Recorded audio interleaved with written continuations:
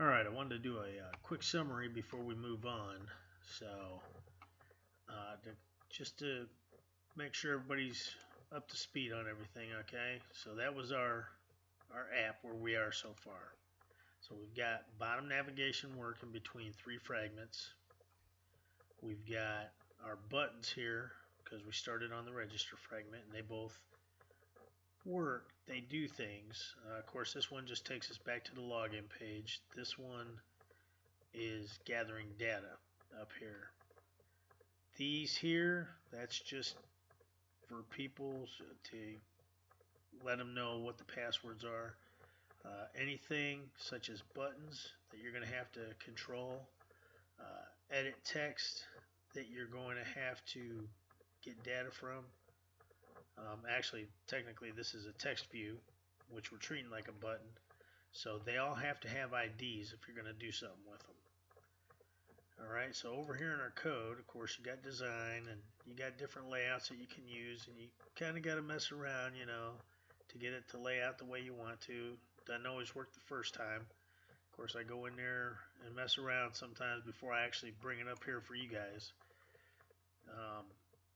The next thing is in the code, because I can't stress this enough. We talked about scope. Alright, so scope being if something is needed in different methods, or like if you need something in the onCreate view and you need it down here in the onClick view, which a good example of that was in the main activity, the fragment manager.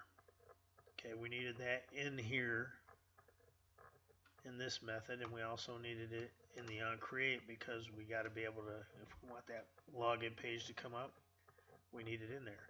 Now if we didn't, we could have just left it inside here because this is where we're using it.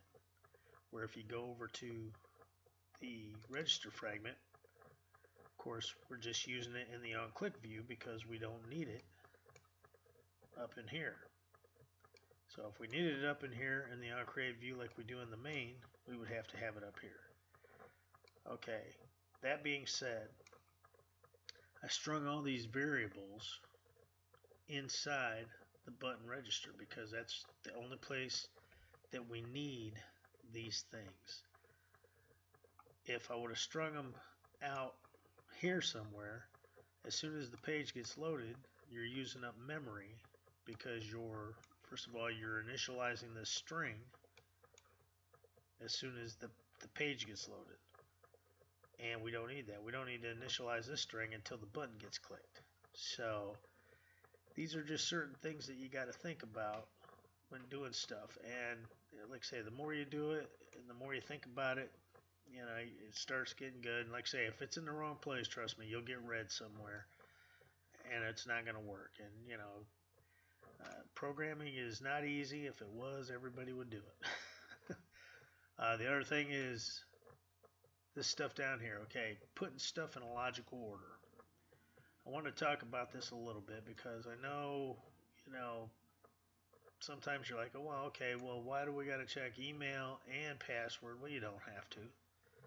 But basically, whichever one you check first is going to, it's going to get checked. Now, this is the reason you have to check both of them before you check if password equals. Like if password equals, then if email equals, then, or I should say doesn't equal. And then if you did it, if this and that don't equal, well, you would never get to that if one of them wasn't equal. Just logically thinking, because as soon as one of them is not equal, so if the password's not equal, you'll never get to that. You're just going to get password is invalid or does not match. Okay, same thing with if the email, so if the password matched and the email didn't, then of course you'd get the email doesn't match.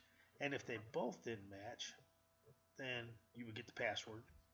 You wouldn't even get to the email and stuff until, of course, you fix the password. So here, this is letting you know right away that both of them don't match.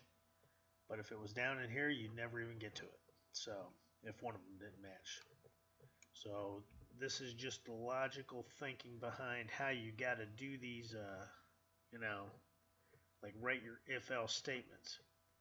I also said one thing that I wanted to clear up here is this. So let's go, because I said you could use this, and it is cleaner. So we'll just do this real quick. So if else, and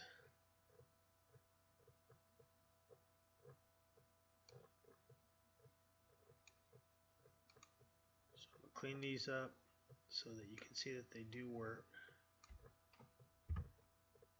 So give me just a second while I do that. Alright, so I cleaned up the code, and basically what I did is, rather than have all that else and then all of it coming down, you can just do this, which is a lot cleaner code. So you got your first condition, else if, your second condition, else if, your third condition, else if, your fourth condition, and continuing on down. And then, of course, if you pass all that, you get down here to your last else, good code. Okay, so you can run another else if statement there if you needed to. But that would save you, like, if you're doing a lot of stuff, checking a lot of things. I mean, next thing you know, you're having to scroll all the way across the page the other way, where here it's all nice and neat and in line, and you can see it. So to prove that it still works, let's go over to the code. And what are we doing here? Let's see, what do we got? Okay. So write our code. Go over, say it doesn't matter what's in there. As long as we type in everything good. We're going to go with password 1234, and then of course we need a special character, so we'll do shift 1, password 1234, then shift 1, and we're done. Register. Good code. Okay, let's just make sure that we didn't mess anything up. So let's see. We're not going to check everything. We're just going to check a couple things. So let's check that first. Let's check. Should get passwords don't match. Okay. Now, if we go back, next, password should be invalid now because we don't have a special character. Okay. Which that's good. So now let's put our special character back in there. And what else do we want to check? Make sure the emails. So next. Register. Email addresses do not match. Okay. Let's pull this out. Like I say, you can run through the checks and stuff, run through every one if you want. Please fill in all fields, so we don't have anything in that field. Anyways, everything still works, and all we did was we changed it from the else and then another if else statement to else if statement. So better coding, and hopefully it works for you. So hopefully this stuff helps. If you think of anything, feel free to let me know, and I will try to get it posted or correct anything that I may have. I know I do, like, sometimes I call them edit views and they're edit text. I know I have that issue, but hopefully you're getting everything that I'm saying. But if there are any issues, don't hesitate to let me know, and I will come back and put a video up like this in our summaries to go over anything that I may have missed. So thank you for watching, and we'll see you in the next one when we actually go up and create a database.